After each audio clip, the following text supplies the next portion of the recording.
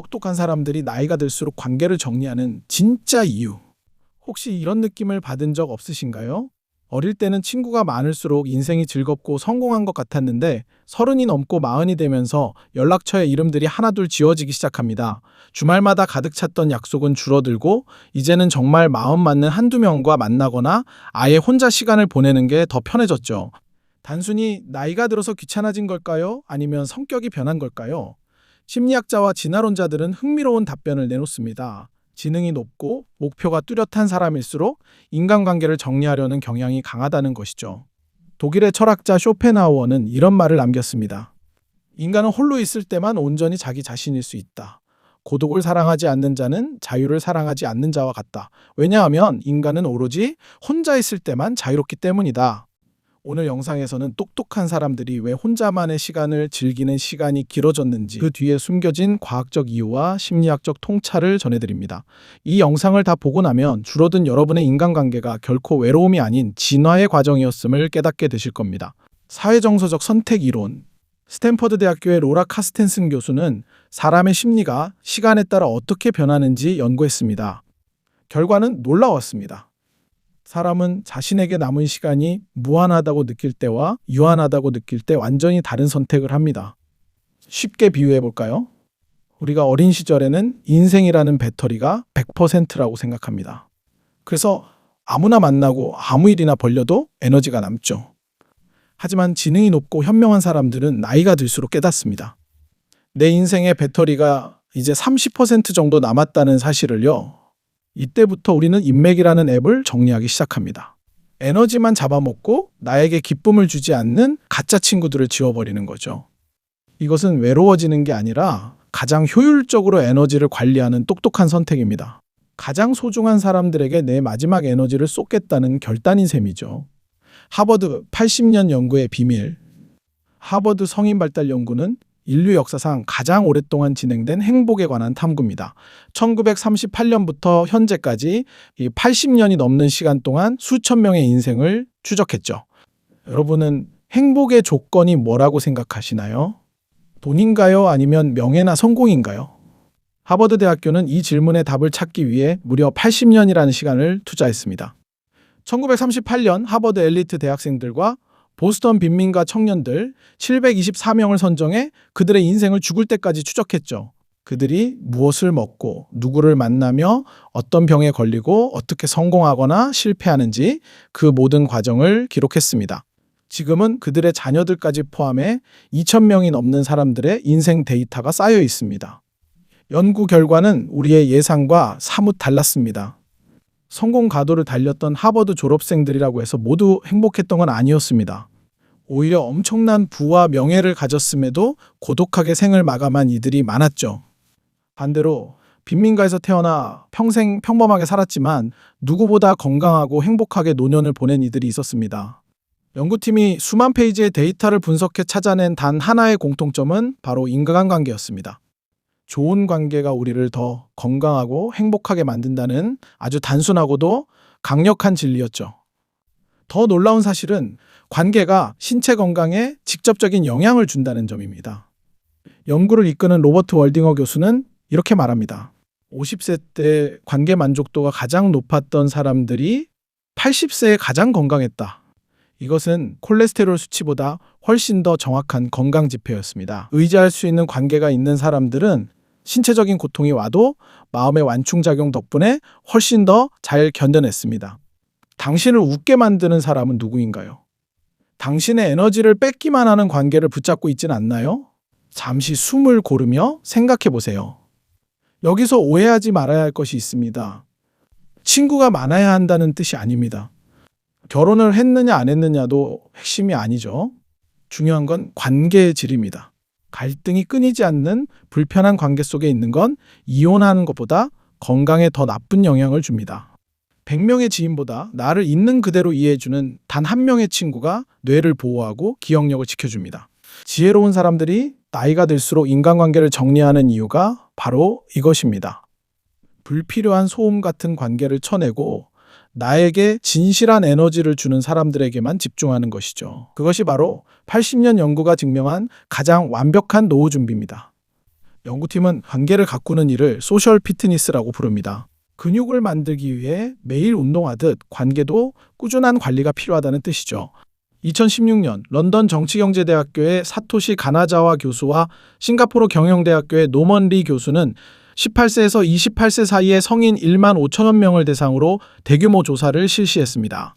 연구팀은 두 가지 질문을 던졌습니다. 당신이 사는 지역의 인구 밀도는 어느 정도인가?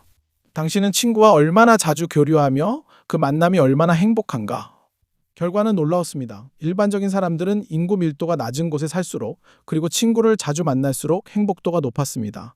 하지만 상위 지능을 가진 사람들은 정반대의 결과가 나왔습니다. 똑똑한 사람들은 친구를 더 자주 만날수록 오히려 삶의 만족도가 떨어진다고 답한 것이죠.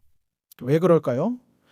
연구팀은 이를 사바나 행복 이론으로 설명합니다. 인류의 조상은 사바나 초원에서 집단 생활을 하며 생존했습니다. 그래서 우리 뇌에는 여전히 타인과 어울려야 안전하다는 본능이 남아있죠. 하지만 지능이 높은 사람들은 현대 사회의 복잡한 문제를 스스로 해결할 수 있는 능력이 더 뛰어납니다. 이들은 굳이 집단에 의존하지 않아도 생존과 번영이 가능하기 때문에 원시적인 본능인 잦은 교류에서 오히려 피로감을 느끼게 되는 것입니다.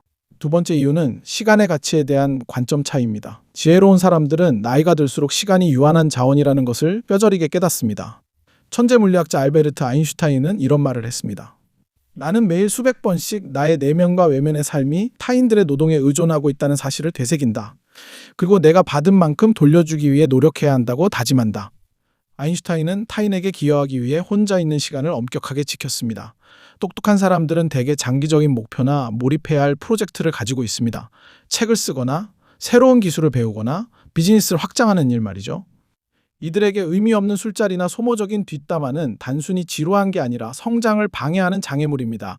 친구 한 명을 만나기 위해 준비하고 이동하고 대화하며 보내는 3에서 4시간이 누군가에게는 즐거움일지 모르지만 목표가 뚜렷한 사람에게는 자신의 꿈을 깎아먹는 기회비용으로 느껴집니다. 나이가 들수록 이들은 내가 이 사람을 만나서 무엇을 얻고 무엇을 줄 수 있는가 냉정하게 계산하게 됩니다. 이는 이기적인 것이 아니라 삶에 대한 책임감입니다. 세 번째는 정서적 에너지의 효율적 관리입니다. 젊은 시절에는 모두가 친구가 될 수 있다고 믿습니다. 하지만 나이가 들면서 깨닫게 되죠. 어떤 관계는 나를 채워주는 것이 아니라 나를 갉아먹는다는 사실을요. 심리학에서 말하는 에너지 뱀파이어를 아시나요? 만나고 나면 왠지 기운이 빠지고 부정적인 감정만 전염되는 사람들입니다. 지적으로 성숙한 사람들은 타인의 감정 쓰레기통이 되어주는 일을 거절하기 시작합니다. 똑똑한 사람들은 갈등을 해결하는 데 드는 비용보다 갈등이 생길 소지를 미리 차단하는 것이 훨씬 현명하다는 것을 압니다. 그래서 예의는 지키되 마음의 거리는 두는 전략적 고독을 선택합니다. 나이가 든 똑똑한 사람들에게 친구 정리는 인간 혐오가 아닙니다. 자신의 평온함을 지키고 정말 소중한 사람들에게만 내 에너지를 집중하겠다는 결단입니다. 마지막 이유는 대화의 질입니다. 지능이 높거나 자기 성찰이 깊은 사람들은 본질적인 이야기에 목마름을 느낍니다. 철학, 과학, 미래의 비전 혹은 깊은 내면의 고찰 같은 것들이죠.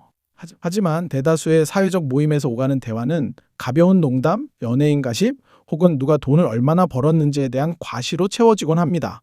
이런 스몰 토크는 사회적 윤활유 역할을 하지만 깊은 사고를 즐기는 사람들에게는 고역입니다. 이들은 말합니다. 함께 있어도 외로운 것보다 혼자 있어서 외로운 게 100배 낫다라고요. 대화가 통하지 않는 10명의 친구보다 나의 영혼을 흔드는 책 한 권이나 몰입할 수 있는 취미가 더 큰 위로를 준다는 것을 깨달은 것입니다. 그래서 이들은 관계의 양을 포기하고 질을 선택하며 그 과정에서 자연스럽게 주변 인맥이 정리됩니다. 뇌과학자들은 인간의 뇌가 한 번에 감당할 수 있는 정보량에 한계가 있다고 말합니다. 이걸 인지적 자원이라고 부르죠. 지적으로 활발한 활동을 하는 사람들은 뇌 에너지를 대부분 창조적인 생각이나 목표 달성에 사용합니다. 그런데 영혼 없는 대화나 불필요한 감정 싸움에 에너지를 뺏긴다면 어떨까요? 마치 최신형 스마트폰을 켜놓고 의미 없는 배경 앱들을 수십 개 실행해 둔 것과 같습니다. 배터리는 금방 닳고 정작 중요한 일에는 버벅거리게 되죠. 똑똑한 사람들이 혼자를 선택하는 건 뇌의 성능을 최상으로 유지하기 위한 전략입니다. 그들은 소모적인 가십거리나 남과 비교하는 대화로부터 자신을 격리합니다. 그 빈자리를 고독과 몰입으로 채워 더 높은 차원의 성취를 이뤄내는 것이죠. 오늘 내용을 정리해 보겠습니다. 똑똑한 사람들이 나이가 들수록 친구를 정리하는 이유는 그들이 차갑거나 오만해서가 아닙니다. 첫째, 진화론적으로 혼자서도 문제를 해결할 능력이 있기 때문이고, 둘째, 자신의 한정된 시간을 목표에 집중하기 위함이며, 셋째, 소모적인 감정 낭비를 줄이기 위해서입니다. 영혼 없는 대화보다 가치 있는 고독을 사랑하기 때문입니다. 혹시 지금 여러분 곁에 사람이 줄어들고 있나요? 그들을 잃을까봐 불안해하지 마세요. 그것은 여러분이 성장하고 있다는 증거이며 여러분의 삶이 더 본질적인 것들로 채워지고 있다는 신호입니다. 마지막으로 이 명언을 남기며 영상을 마치겠습니다. 고대 그리스 현자 아리스토텔레스는 관계의 핵심을 꿰뚫었습니다. 모든 사람의 친구는 그 누구의 친구도 아니다. 모두에게 좋은 사람이 되려는 노력은 결국 나를 텅 비게 만듭니다. 지혜로운 이들이 인맥을 정리하는 건 진짜 친구 한 명을 얻기 위해 가짜 친구 100명을 포기하는 과정입니다. 여러분의 고독이 외로움이 아닌 위대한 성장의 밑거름이 되길 응원합니다. 영상이 도움이 되셨다면 구독과 좋아요 부탁드립니다. 시청해주셔서 감사합니다.